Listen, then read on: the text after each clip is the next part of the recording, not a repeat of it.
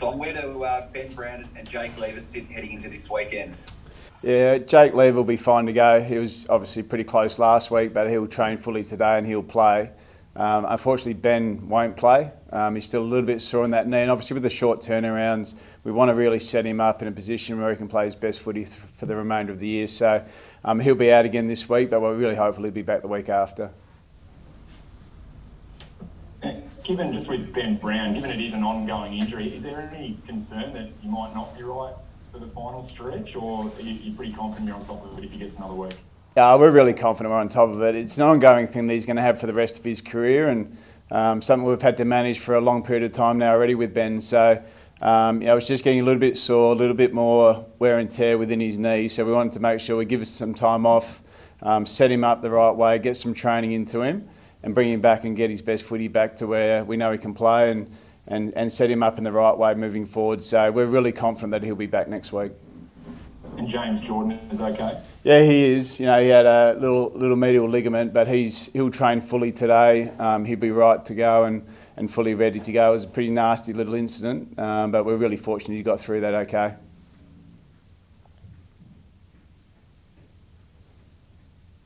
What's your messaging to the group this week? We heard Angus on radio this morning talk about probably that ruthlessness, that full-on 100% ruthlessness may have just dropped off. Have you acknowledged that, and do you feel that's one area that you need to improve heading into this final stretch? Yeah, look, we've acknowledged it as a playing group and as a footy department in general.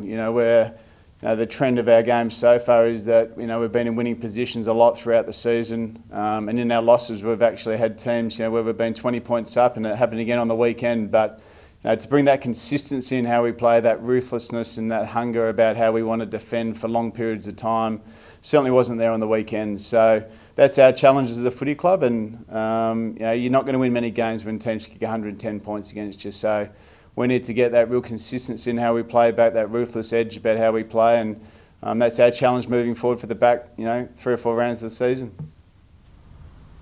How do you look back at that previous Fremantle clash now? That's obviously when the extended winning streak ended, and it was one of those games you mentioned where you had a lead and they chased you down with that really dominant second half. So how do you look back at that now and the impact it's had on the team in the last couple of months?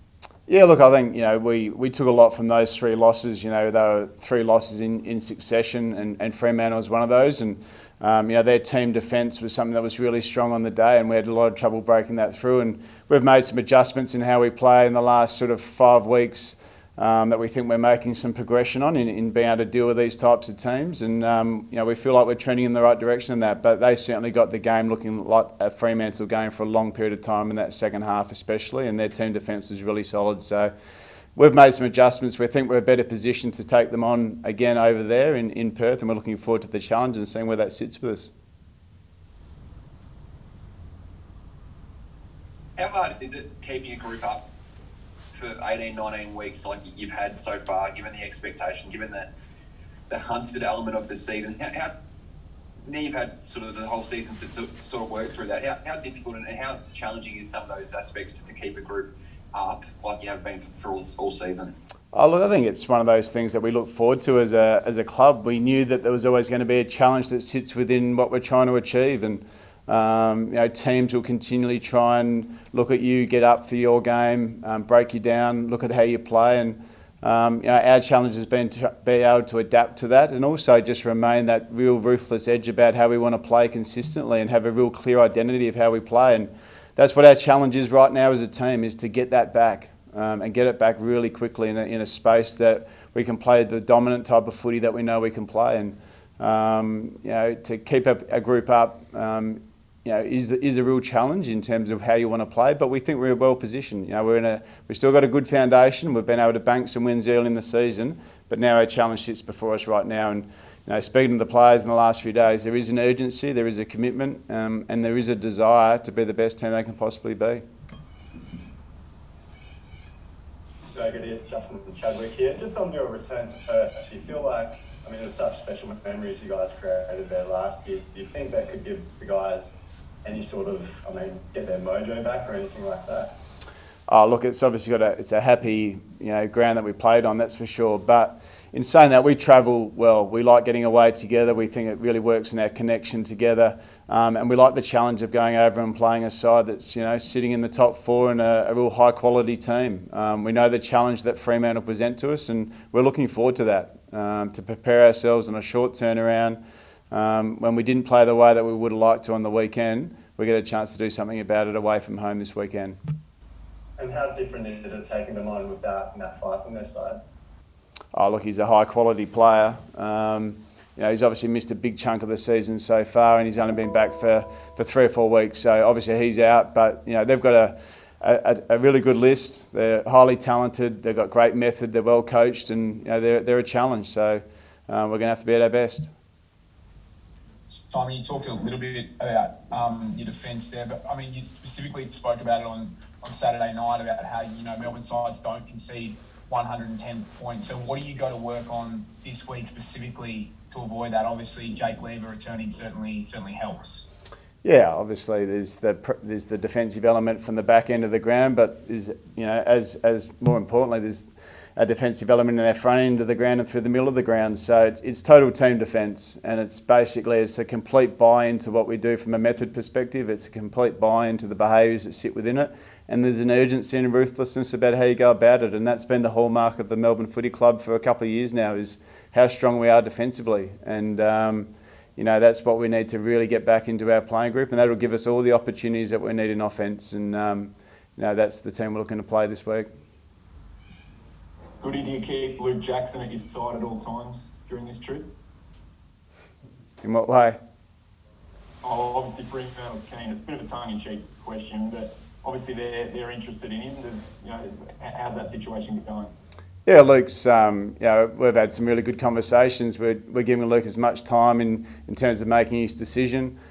He's really committed to the team. We've had some really frank conversations about his determination to play his best footy. In the last couple of weeks, he's started to really head in the right direction and play his best footy again. So he's in a really good space. He's going to take all the time he needs to make his decision. We're really respectful of that with Luke, and we're looking forward to making him play his best footy, and hopefully he can do that against Fremantle this week. The last time you played the Dockers, they swung a surprise by swinging Griffin Logue forwards. It's playing Stephen May, obviously May got injured pretty early. How do you go about planning for that this time around, knowing that that's a fair chance it can happen again?